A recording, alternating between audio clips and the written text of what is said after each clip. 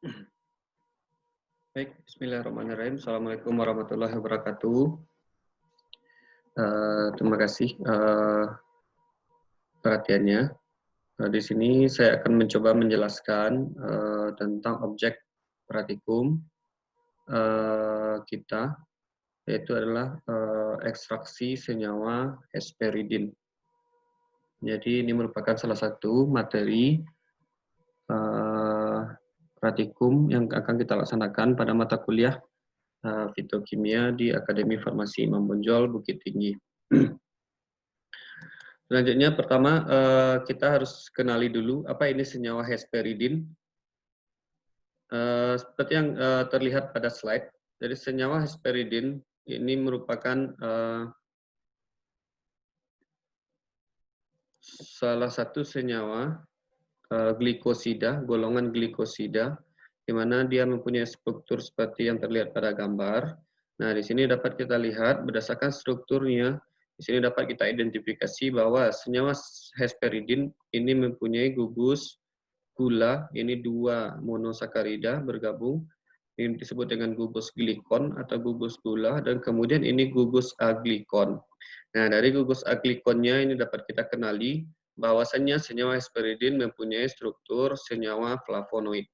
Maka secara umum senyawa hesperidin ini dikenal dengan senyawa flavonoid glikosida. Nah, dari struktur kimianya senyawa flavonoid hesperidin ini dikenal dengan senyawa hesperetin. Jadi hesperetin glikosida atau flavonoid glikosida dinamakan dengan hesperidin. Oke, lanjut. Nah, senyawa hesperidin ini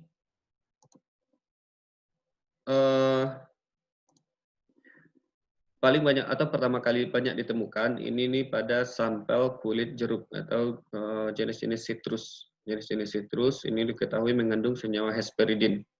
Dinamakan hesperidin ini berasal dari nama Hesperides. Hesperides ini merupakan salah satu nama dewa pada mitos Yunani, di mana ini dihubungkan dengan warna kuning keemasan ini pada waktu matahari tenggelam atau sunset. Ini warna emas, ya, makanya warna emas ini kemudian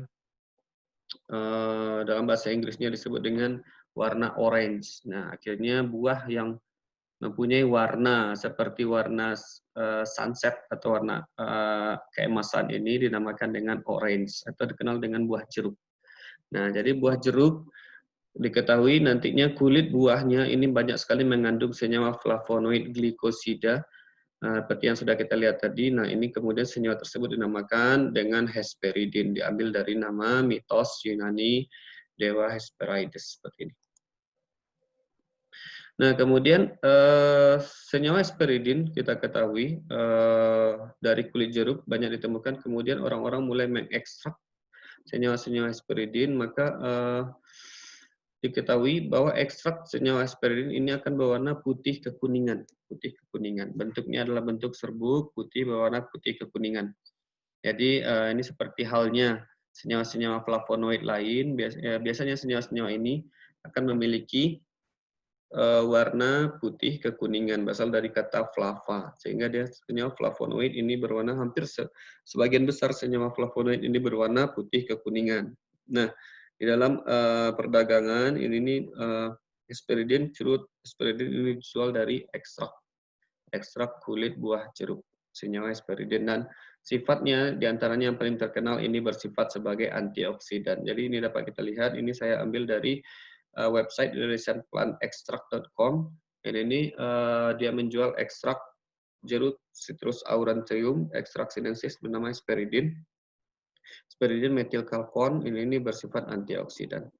Nah, beberapa produk-produk juga kita ketahui produk-produk suplemen ini dijual mengandung hesperidin dan kombinasi dengan diosmin. Dapat kita lihat beberapa produk-produk kombinasi hesperidin diosmin ini digunakan sebagai obat wasir. Obat wasir ini diproduksi sebagai salah satu sediaan farmasi. Hesperidin diosmin digunakan sebagai obat wasir. Nah, beberapa produk-produk kosmetik juga diketahui ini mengandung hesperidin karena memang sifatnya hesperidin secara ilmiah diketahui ini dapat mencegah penghitaman atau flek hitam pada putih, atau dia lebih mencerahkan kulit. Nah, ini diketahui beberapa sediaan produk kosmetik pencerah kulit ini juga mengandung senyawa hesperidin. Nah, berdasarkan sifat kimianya, bagaimana sih caranya kita mengekstrak atau mendapatkan hesperidin dari kulit jeruk? Seperti kita ketahui, kulit jeruk ini banyak sekali kita temukan, ini dibuang dan memang belum banyak pemanfaatannya. Nah, ini dalam praktikum ini kita akan gunakan, ini adalah kulit jeruk dari sisa-sisa buah yang tidak dimanfaatkan atau hasil perasan jeruk atau kulit jeruk. Nah, ini kita manfaatkan untuk nanti kita isolasi senyawa hesperidin. Bagaimana cara mengisolasinya? Nah, ini kita memanfaatkan dari sifat senyawa hesperidin itu sendiri.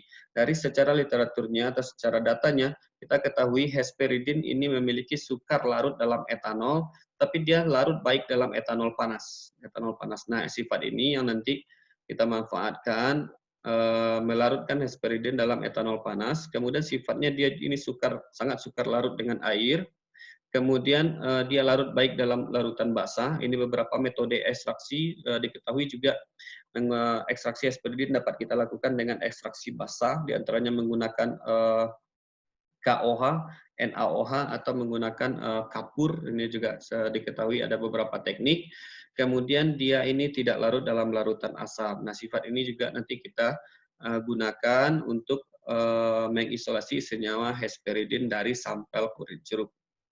Nah, pada percobaan ini kita akan menggunakan sampel kulit jeruk, di mana nanti kulit jeruk yang kita gunakan, kulit jeruk manis, ini kita ambil dan kita timbang sampel kulit jeruk ini sebanyak 200 gram. Kemudian kita keringkan dengan bantuan sinar matahari, di bawah sinar matahari. Sebelumnya kulit jeruk ini kita rajang halus untuk mempercepat proses pengeringan. Nah, setelah kulit jeruk ini kita keringkan, kita timbang berapa dapatnya kulit jeruk yang sudah kering, kemudian ini kita haluskan. Berapa dapatnya kulit jeruk yang kering, kita timbang dan catat, kemudian sampel kulit jeruk yang kering, ini kita haluskan untuk melakukan proses ekstraksi selanjutnya. Nah, oke. Proses ekstraksi yang kita pilih di sini adalah metode sokletasi, di mana kita ketahui, seperti yang sudah saya sampaikan tadi, hesperidin ini dia mudah larut pada etanol panas. Nah, pada ini kita ada beberapa pilihan ekstraksi, kita bisa gunakan soklet atau dengan reflux, tapi untuk lebih praktis dan lebih efisiennya kita pilih adalah metode ekstraksinya sokletasi. Nah, di sini sampel yang sudah kering dan sudah kita haluskan tadi, kita masukkan kepada alat soklet, kemudian ini kita tambahkan pelarutnya 500 ml etanol. Kemudian kita hidupkan alat soklet, di mana nanti di sini etanolnya akan dipanaskan, etanol panas ini akan mengalir ke tempat sampel, sehingga nanti etanol ini akan mengekstrak senyawa-senyawa di dalam sampel kita, kemudian ini akan kita dapat, sehingga kita dapatkan nanti dari ekstrak kulit jeruk. Di mana nanti ekstrak kulit jeruk, ini kita ketahui dia mengandung senyawa hesperidin di dalamnya. Nah, bagaimana cara memisahkan senyawa hesperidin nantinya dari ekstrak? Nah, setelah proses ekstraksi sokletasi kita selesai, nanti kemudian ekstrak yang kita dapatkan sekitar kurang lebih nanti 500 ml, ini akan kita pekatkan, kita kurangi pelarutnya dengan menggunakan rotary evaporator, sehingga nanti pelarut atau ekstrak yang tertinggal kurang lebih tersisa 100 ml saja. Sekitar 100 ml ekstrak kita dapatkan, kemudian setelah kita rotari, nah ekstraknya kemudian kita pindahkan ke dalam wadah. Setelah ekstrak ini kita pekatkan, tinggal sedikit kita pekatkan, kemudian kita pindahkan ke dalam wadah, kemudian kita tambahkan HCl 1N sedikit demi sedikit, dan kita cek pH-nya sampai nanti larutan ini pH-nya menjadi 4. Tentunya kita cek ini dengan menggunakan indikator kertas pH universal. Dengan kertas pH universal. Jadi HCl, apa fungsinya kita tambahkan HCl? Nah, di sini kita asamkan larutan ini dengan harapan nanti eh, kita memanfaatkan sifat hesperidin, dia ini yang tidak larut dalam larutan asam. Nah, jadi ini akan mempercepat proses terpisahnya hesperidin. Nanti dengan penambahan HCl, ini larutan pH kita sudah menjadi asam dengan pH 4. Ini nanti kita diamkan selama 48 jam, maka nanti akan terbentuk endapan. Endapan ini adalah kita dapatkan endapan hesperidin, dia terpisah dari larutannya karena larutan ini bersifat asam, dan hesperidin dia ini tidak larut dalam sangat sukar larut dalam larutan asam atau praktis tidak larut pada larutan asam, sehingga nanti hesperidin ini akan kita temukan mengendap di dasar wadah. Kita akan temukan hesperidin mengendap di dasar wadah dalam bentuk serbuk kristal putih kekuningan, Nah, seperti ini. Ini nampak adalah ekstrak yang sudah kita diamkan selama kurang lebih 48 jam. Ini akan kita temui nanti ada endapan seperti putih kekuningan di sini. Nah, untuk selanjutnya ekstrak ini akan kita saring dengan kata saring untuk kita pisahkan hesperidin, ekstrak hesperidin yang kita dapatkan dari larutan awal.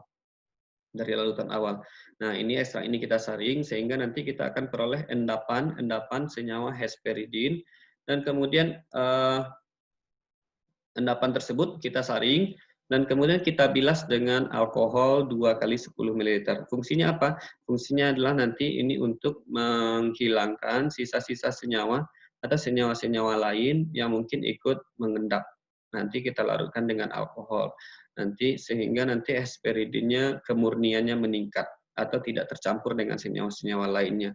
Jadi nanti ekstrak endapannya yang kita dapatkan kita saring dengan alkohol atau kita bilas. Kita bilas di dalam kertas saring, nanti kan setelah kita menyaring, ini kan hesperidin kita tertinggal di kertas saring. Nah, dari kertas saring hesperidin yang tertinggal di kertas saring, ini kita tambahkan alkohol 10 ml, kemudian kita saring, sehingga nanti senyawa-senyawa pengganggu atau pengotornya ini akan terbilas dengan alkohol. Kita lakukan ini 2 kali, sehingga nanti kan kita dapatkan hesperidinnya menjadi lebih agak putih atau lebih bersih. Nah, setelah nanti ekstraknya atau hesperidin ekstraknya yang ini lebih putih, sudah bersih dengan alkohol, ini dapat kita keringkan dengan bantuan oven pada suhu kurang lebih 50 derajat Celcius. Nah, ini kita keringkan kurang lebih nanti 24 jam dengan oven. Kita keringkan kurang lebih nanti 2 jam dengan oven, sehingga nanti hesperidinnya semua sisa-sisa alkohol ini sudah menguap dan kita dapatkan hesperidin dalam keadaan kering. Nah, bagaimana caranya kita mengidentifikasi senyawa yang kita dapatkan inilah adalah senyawa hesperidin atau tidak? Tentunya kita perlu pemeriksaan. Kita periksa apakah betul senyawa yang kita dapatkan nanti hesperidin atau tidak. Caranya ada beberapa metode yang kita ketahui, diantaranya ini dengan menggunakan tes dengan reaksi warna. Di antaranya nanti kita gunakan FeSL3, di mana secara literaturnya senyawa hesperidin nanti akan bereaksi membentuk warna kehitaman, coklat kehitaman dengan FeSL3. Dan untuk uji kedua ini kita lakukan dengan sinoda test, di mana sinoda test atau dikenal dengan cyanidin test. Ini merupakan salah satu reaksi penunjuk flavonoid, di mana nanti senyawa hesperidin ini akan memberikan warna pink, warna pink atau merah muda, dengan reaksi sinoda test. Adapun reaksi sinoda test ini terdiri dari serbuk Mg, penambahan terhadap sampel dengan serbuk Mg dan HCl pekat. Hasilnya menunjukkan nanti warna pink kemerahan, ini menunjukkan senyawa yang kita isolasi atau senyawa yang kita ekstrak ini adalah senyawa hesperidin. Dengan FeSL3 ini harus menunjukkan warna coklat kehitaman. Nah, seperti ini. Kemudian terakhir, identifikasi terakhir tentunya untuk lebih akurasi memastikan senyawa yang kita dapatkan adalah dengan menggunakan KLT. Nah, dengan KLT nanti kita gunakan hesperidin pembanding. Sampel kita ini kita totolkan kepada plat KLT, sedikit sampel dilarutkan dan ditotolkan pada plat KLT, kemudian kita totolkan satu di sampingnya adalah pembanding hesperidin yang kita punya. Kemudian nanti kita KLT dengan eluen, eluen-nya yang kita gunakan adalah etil asetat, asam format, dan air dengan perbandingan 19:3:3. Ini kita bikin nanti sekitar kurang lebih 20 ml. Kemudian ini kita gunakan untuk elusi ke plat kita di dalam chamber. Nanti setelah sampai tanda batas, ini kita angkat dan kita keringkan. Kemudian ini kita spray dengan penampak noda sitroborat. eh, Penampak noda sitroborat. Nah, ini penampak noda sitroborat. Nodanya ini akan memberikan warna kuning hambar, dan nanti ini kita bisa cek dengan lampu UV lambda panjang 365. Nanti ini akan memberikan warna noda yang terang dengan UV panjang. Selanjutnya kita juga bisa gunakan ini penampak noda H2SO4 pekat di dalam etanol, dan kemudian ini kita panaskan. Ini akan terlihat nanti noda ekstrak kita ini harus mempunyai RF yang sama dengan hesperidin pembanding. Ini membuktikan bahwa senyawa yang kita isolasi nanti adalah senyawa hesperidin. Nah, setelah ini kita telah membuktikan senyawa yang kita dapatkan adalah senyawa hesperidin, maka nanti senyawa ini bisa kita timbang untuk menghitung berapa rendemen perolehan senyawa hesperidin dari kulit jeruk. Awalnya 200 gram kulit jeruk yang sampel. Nah, tentunya hesperidin yang kita dapatkan di sini tentunya kemurniannya tidak bagus, tapi rata-rata dengan metode ini kita bisa dapatkan hesperidin dengan tingkat kemurnian 60-70%. Tentunya kita mungkin bisa kita dapatkan untuk mendapatkan hesperidin kemurnian di atas itu, tentunya ini bisa kita lakukan dengan proses pemurnian lanjutan, bisa dengan metode rekristalisasi atau dengan metode-metode lain untuk pemurnian yang cocok. Nah, mungkin sampai di sini dulu penjelasan saya mengenai praktek isolasi senyawa hesperidin. Mudah-mudahan dapat dimengerti. Terima kasih atas perhatiannya. Wabillahi taufik. Assalamualaikum warahmatullahi wabarakatuh.